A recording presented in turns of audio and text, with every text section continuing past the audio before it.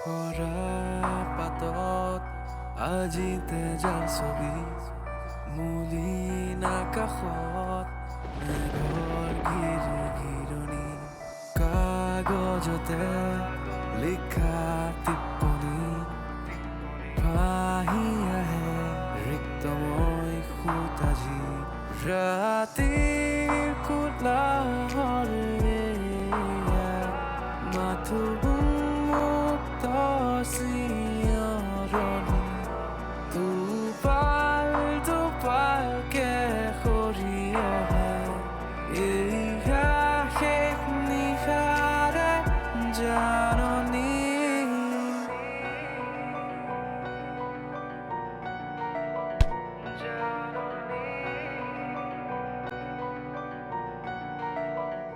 আপোনাৰ যদি মৃত্যুৱে হোৱা নাছিল তেতিয়াহ'লে এইবিলাক অপপ্ৰচাৰ কিয় কৰিলে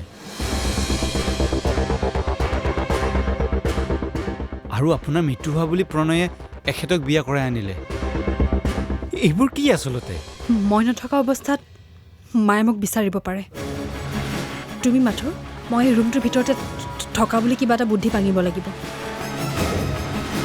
আৰু এখেতো ঘৰলৈ আহিব পাৰে তেতিয়া তুমি এখেতকো ক'ব লাগিব যে মই ঘৰৰে ক'ৰবাত আছোঁ পাৰিবা নহয় সাধাৰণতে কোনো ডক্টৰে পেচেণ্টৰ বেমাৰৰ কথা বা পেচেণ্টৰ কিবা গোপনীয় কথা আনৰ আগত কেতিয়াও প্ৰকাশ নকৰে কিন্তু মই ক'বলৈ বাধ্য হৈছিলোঁ কিয়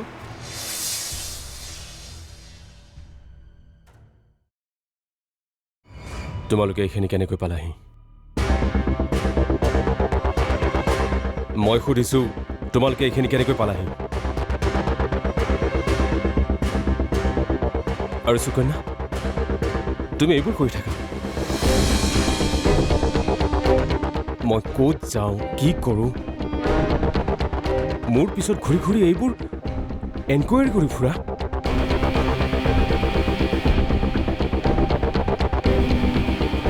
এইবোৰ চব সুভাষে কৰি আছে ইয়াক মই প্ৰণয়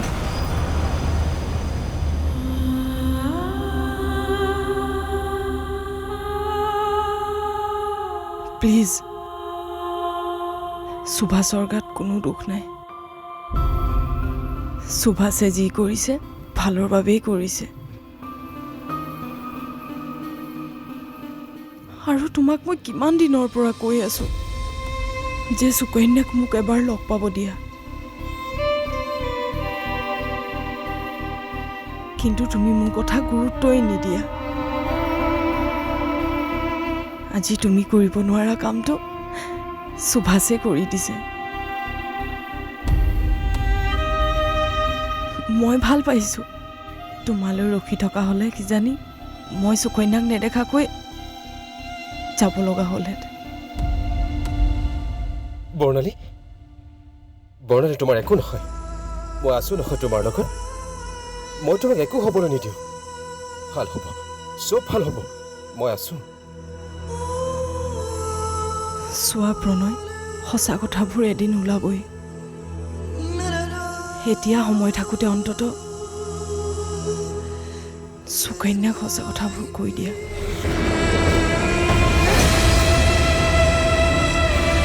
সুকন্যাই তোমাক ভালকৈ বুজি পাব প্ৰণয়ৰ বেমাৰটো কি অত্যাধিক এনজাইটি খুব ভয় কৰে কেতিয়াবা কেতিয়াবা সি কি কৰে সি নিজেই গম নোপোৱা হৈ যায় যেতিয়া তাৰ খং উঠে পাগলৰ নিচিনা হৈ যায় কি কৰে একো ঠিক নোহোৱা হৈ যায় পিছ মুহূৰ্তত যেতিয়া সি ঠিক হৈ যায় আগৰ কথাবিলাক চব পাহৰি যায় আপুনি কথাখিনি ভালকৈ বুজাই কওকচোন ধৰি লওক প্ৰণয়ৰ ভিতৰত দুটা ব্যক্তিত্ব আছে এটাৰ স্বভাৱৰ লগত আনটোৰ স্বভাৱৰ আকাশ পাতাল পাৰ্থক্য স্বভাৱ চৰিত্ৰ দুয়োটাৰে বেলেগ যেতিয়া তাৰ খং উঠে তেতিয়া প্ৰণয় বাবলুলৈ পৰিৱৰ্তন হয়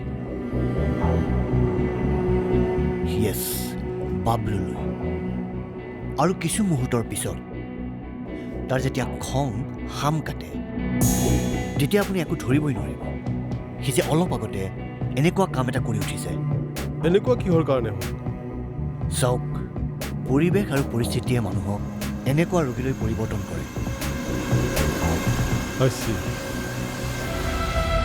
মা দেউতাৰ মই একমাত্ৰ ছোৱালী আছিলোঁ মোক লৈ মা দেউতাৰ বহুত আশা আছিল মই সেইধৰণে আশাবোৰ পূৰণ কৰিব নোৱাৰিলোঁ প্ৰণয়ৰ লগত বিয়া হৈ জীৱনটো সুন্দৰকৈ আৰম্ভ হৈছিলে 101টা সমস্যা আহি মোৰ জীৱনটো খেলি মেলি কৰি দিলে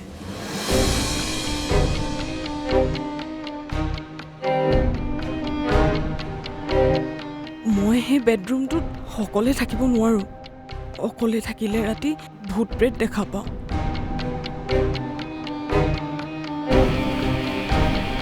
এখেতো নাথাকে মই মা দুৰ্গা সকলোকে কওঁ কিন্তু মোৰ কথা কোনো বিশ্বাস নকৰে টোপনি যাবলৈ মই প্ৰথমতে স্লিপিং টেবলেট ল'বলৈ আৰম্ভ কৰিলোঁ কিন্তু লাহে লাহে তাৰ পৰিমাণ বাঢ়ি গৈ থাকিল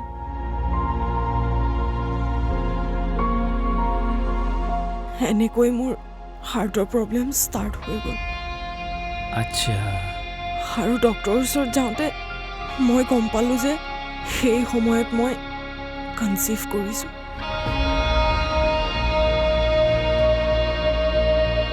প্ৰথমবাৰৰ বাবে মই মা হ'বলৈ ওলাইছিলোঁ কিমান যে ফূৰ্তি লাগিছিল মোৰ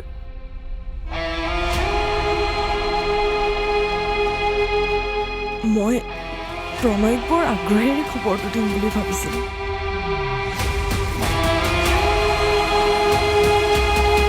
কিন্তু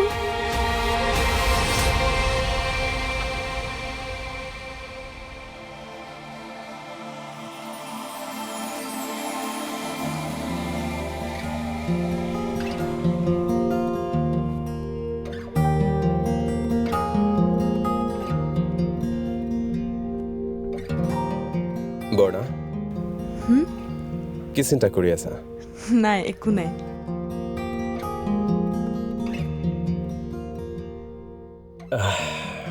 নিশ্চয় তুমি কিবা এটা চিন্তা কৰি আছা যিটো তুমি মোক কোৱা নাই কোৱা আকৌ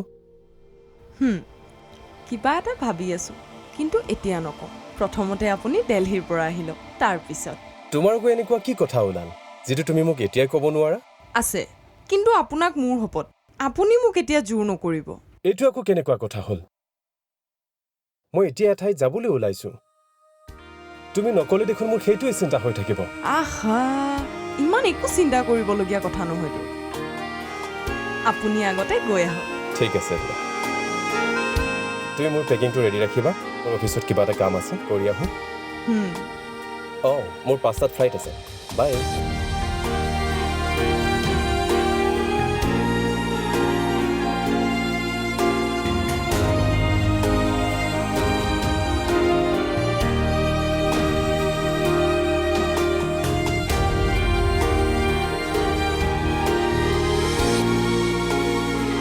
প্ৰথমবাৰৰ বাবে মা খোৱা সেই সুখ আনন্দবোৰ বৰ বেছি দিনলৈ অনুভৱ কৰিবলৈ নাপালোঁই কাৰণ কিছুদিনৰ পিছত মোৰ গৰ্ভত থিতাপি লোৱা সেই ভ্ৰূণটো মিছকেৰেজ হৈ গ'ল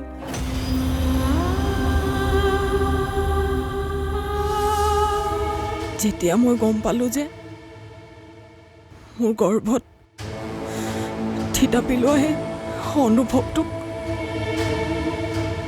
দুৰ্গা আৰু এখেতৰ মাহীমাকে মিলি নষ্ট কৰি পেলাইছে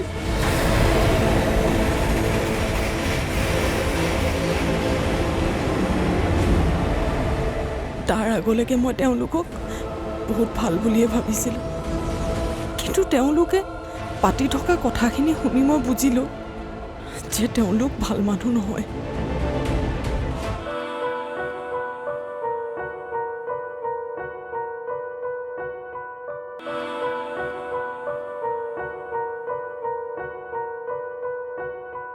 কিছুদিনৰ পিছত মোৰ গৰ্ভত থিতাপি লোৱা সেই ভ্ৰূণটো মিছকেৰেজ হৈ গ'ল।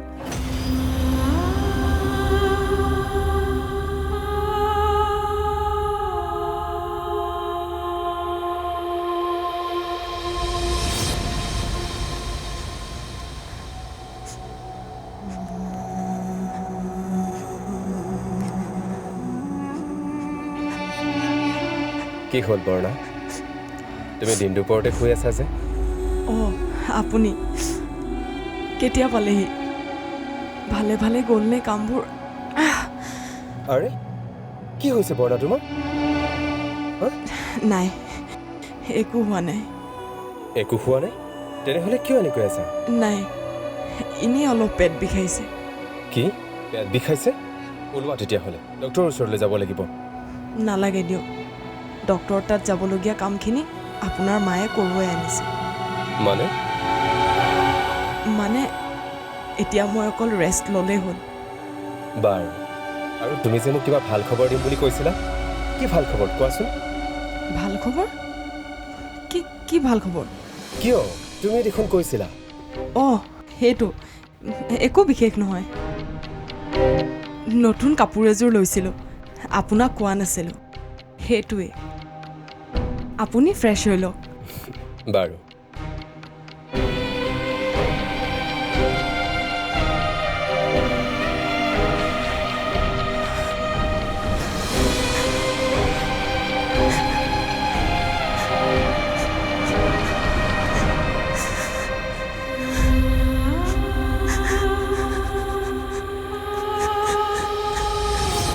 প্ৰথমবাৰলৈ মাক হ'ম বুলি শুনি মই যিমান সুখী হৈছিলোঁ,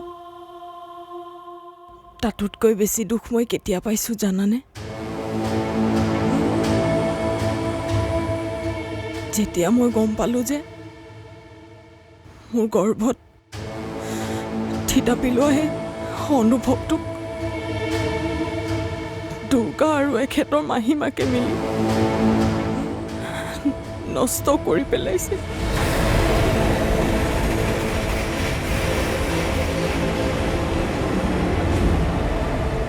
তাৰ আগলৈকে মই তেওঁলোকক বহুত ভাল বুলিয়ে ভাবিছিলোঁ, কিন্তু তেওঁলোকে পাতি থকা কথাখিনি শুনি মই বুজিলোঁ যে তেওঁলোক ভাল মানুহ নহয়। তেওঁলোকে কেতিয়াও নিবিচাৰে মই মাক হোৱাটো, আৰু এইটোও নিবিচাৰে যে প্ৰণয় আৰু মই সুখত থকাটো।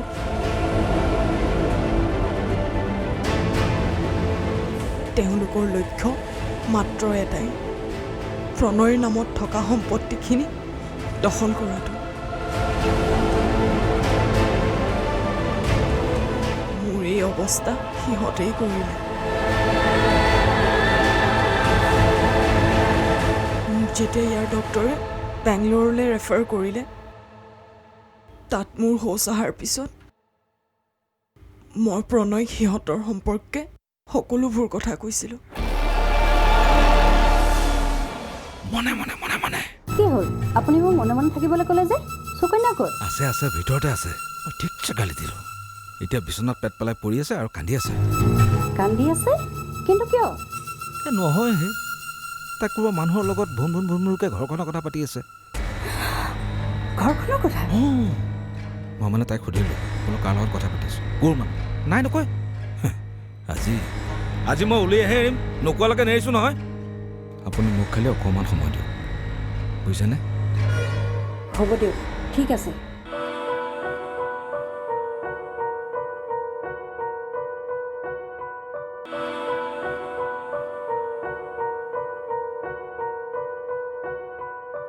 তাত মোৰ শৌচ অহাৰ পিছত মই প্ৰণয় সিহঁতৰ সম্পৰ্কে সকলোবোৰ কথা কৈছিলোঁ।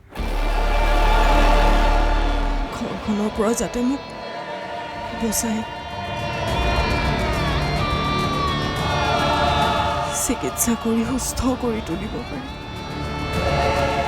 তাৰ বাবে প্ৰণয় এই পৰিকল্পনা কৰিছে। কাৰণ প্ৰণয়ৰ মাক আৰু দুৰ্গাই মিলি মোৰ যদি মিছকেৰেজ কৰিব পাৰে, তেনেহ'লে আমাক মাৰি পেলাবলৈও তেওঁলোকৰ বেছি টাইম নালাগে।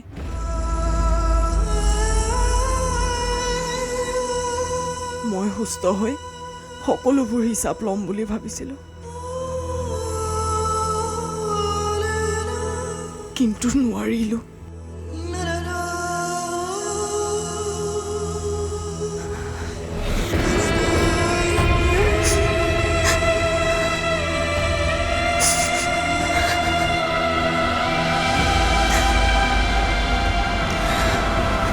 সুকন্যা, অ সুকন্যা, অ মনে মনে মনে মনে কি হ'ল?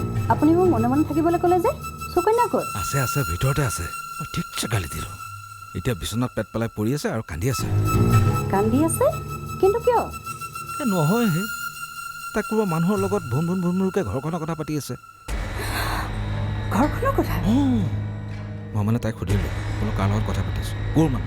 নাই নকয়। আজি মই উলিয়াইহে এৰিম, নোকোৱালৈকে নেৰিছোঁ নহয়। আপুনি মোক খালি অকণমান সময় দিয়ক, বুজিছেনে? হ'ব দিয়ক, ঠিক আছে।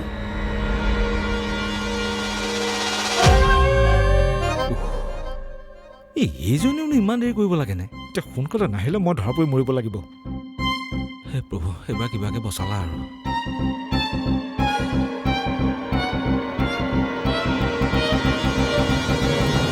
পৰুৱা এবিধ নিচেই সৰু আকৃতিৰ প্ৰাণী, বালিসদৃশ।